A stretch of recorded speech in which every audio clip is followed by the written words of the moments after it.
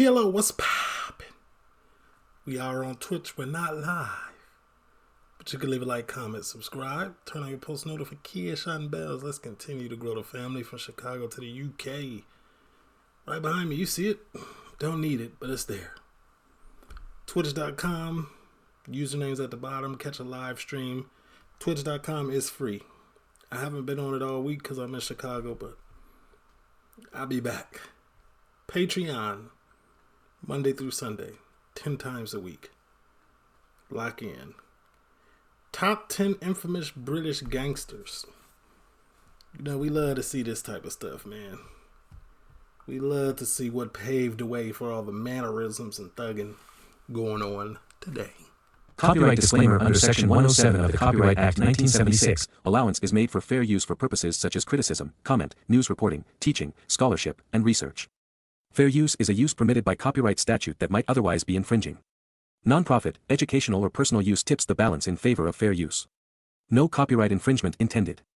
All rights belong to their respective owners. Y'all know I just found out my mom be watching this. Hello, mother. Somebody hit to leave a comment. Hello, lit one. Mother lit one. Anyway, talk to me. Say hello to my little friend. Welcome to Watch Mojo UK, and today we'll be counting down our picks for the top 10 infamous British gangsters. And he just fights. He just fights and fights and... Move sides then, shouldn't I?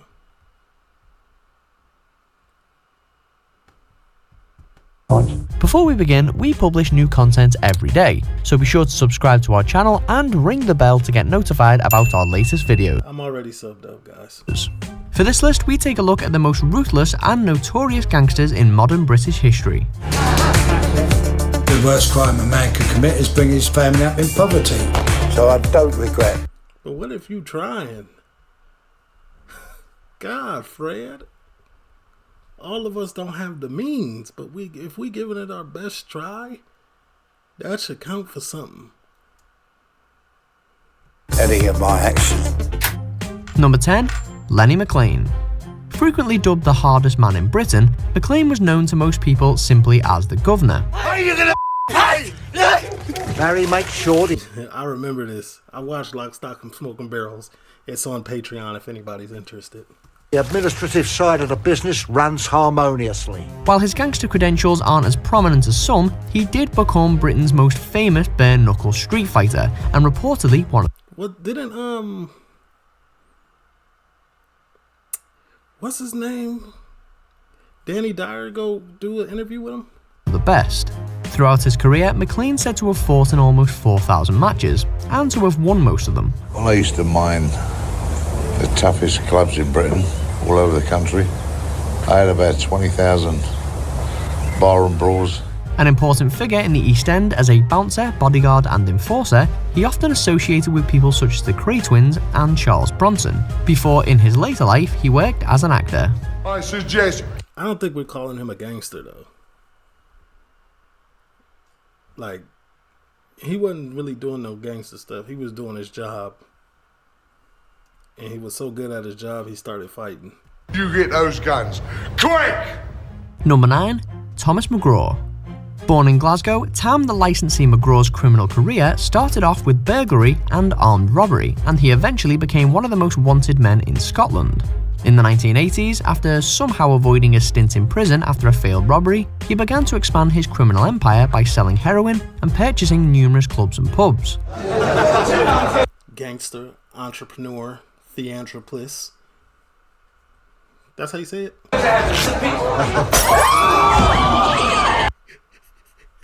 I remember this scene too when he talked about his girl.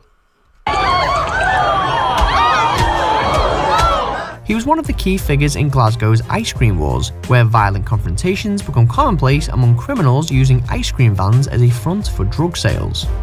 Number 8. Charles Bronson. With his taste for fighting Charles Bronson's pretty legendary. Guards and inmates alike, Charles Bronson became known as Britain's most violent prisoner, and is one of British crime's most notorious figures. They said I'm bigger than my name. Born Michael Peterson, Bronson began as a petty criminal and was first imprisoned for armed robbery. I'm trying to remember, did we see this movie? We might have seen it. It probably on, what is this movie called? Prison was finally Oh, Bronson. a place where I could sharpen my tools. Upon his release in I don't think we seen that. 1987, he entered the world of bare-knuckle boxing, but his fighting career was fairly short-lived because 69 days later, he was in jail again. Out again in 92, he was arrested a third time for conspiracy to rob and has never been freed since. Yeah, he was just a career criminal. Lock him up, throw away the key. This where he wanna be.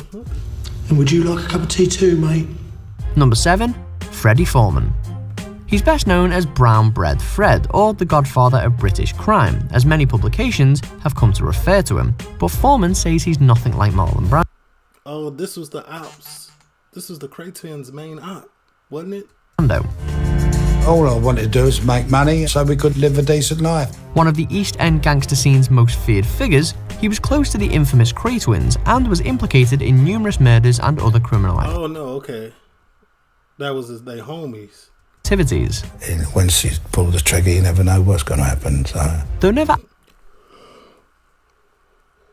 We watched a few documentaries on him, actually. actually I don't know, actually, did we? Oh yeah, we did. convicted of killing anybody, he was sentenced to 10 years in prison for disposing of the body of Jack the Hat McVitie, and later He didn't even want to, though. in relation to 1983's Shoreditch Security Express robbery. I feel like when my time's up, I've had an eventful life, if nothing else. Number 6. Tommy Comerford. The hometown of the Beatles has had its share of shady characters. This is Liverpool, right? What's his name? Tommy Comerford? I've never heard of him. Tommy Comerford. The hometown of the Beatles has had its share of shady characters. Is there a Beatles documentary we can do? Listen, I was like last year's old when I found out the Beatles was from the UK. I did not know. My bad. From Liverpool specifically. My fault. I apologize. This includes one of the first big business criminals to establish in England the kind of international drug trafficking network that you perhaps usually link to a mob overseas.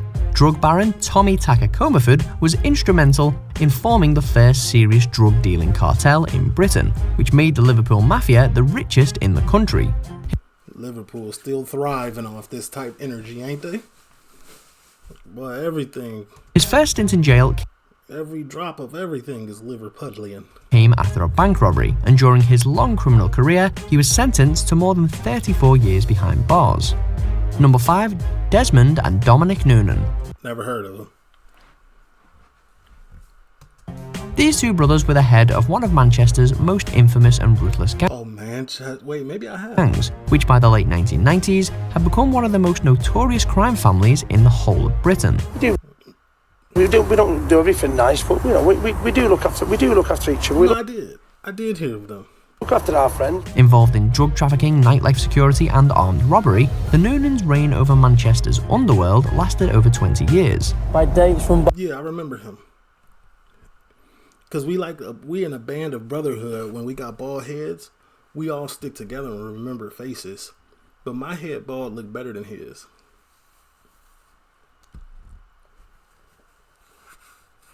I'm trying to tell y'all, man. By police, by night, it's run by gangsters. Manchester is where I was born, where I live and where I'll die. During that time, they were also suspected of being responsible for more than 25 murders. Desmond was stabbed in 2005 and died of his wounds, while Dominic is currently serving 22 years in prison for arson, blackmail and sex offences. Shut up, boss.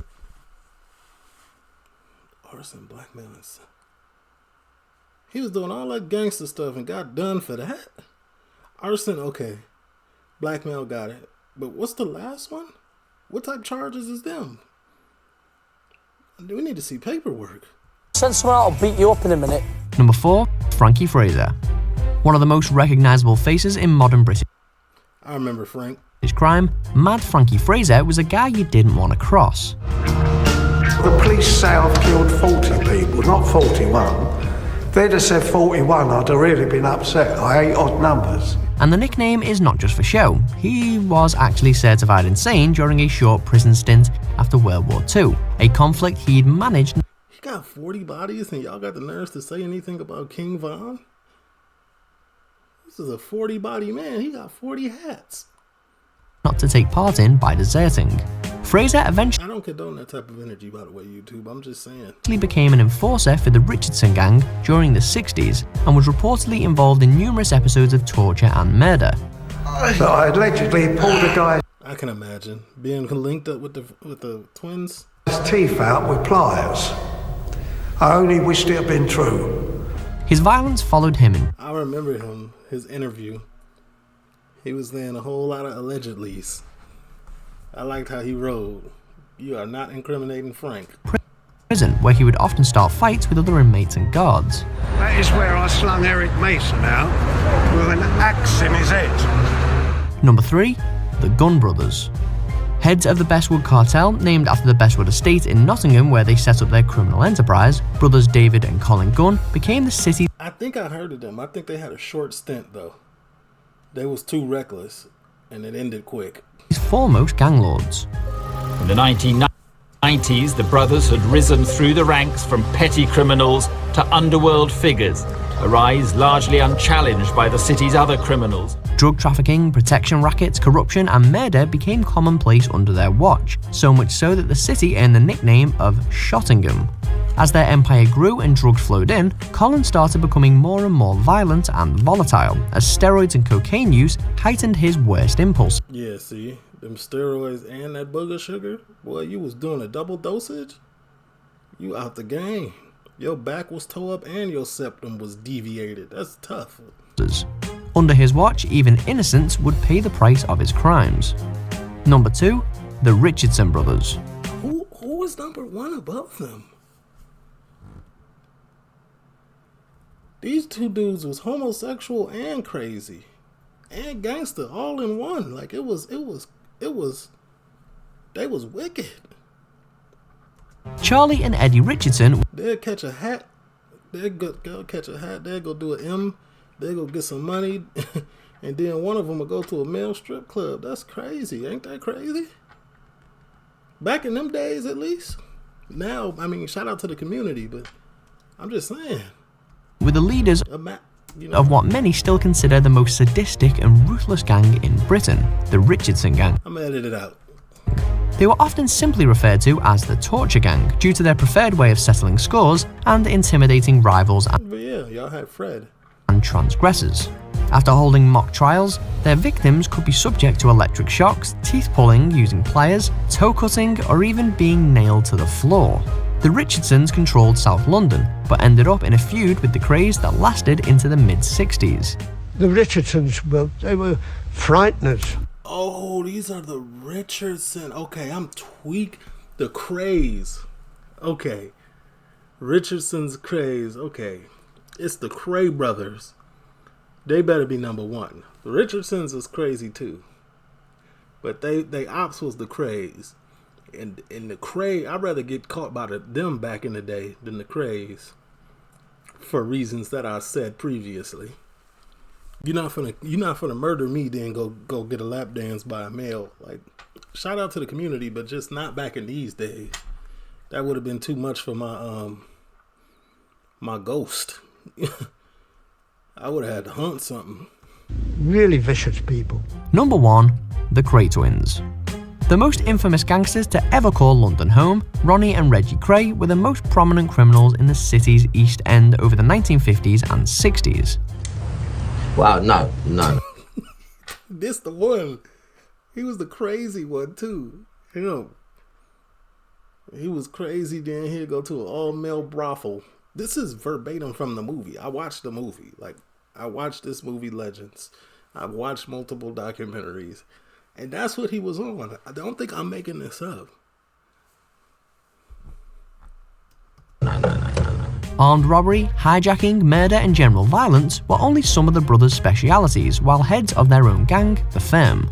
As owners of several nightclubs in the 60s, they became part of the swinging London scene and gained a certain amount of celebrity, even appearing on national television.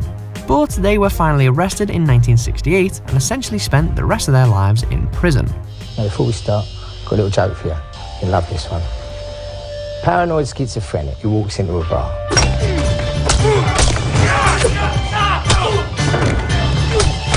Imagine having a twin brother and he's on the same crazy business as you. Do you agree with our picks? A brother in general. I do agree. As long as the craze is number one.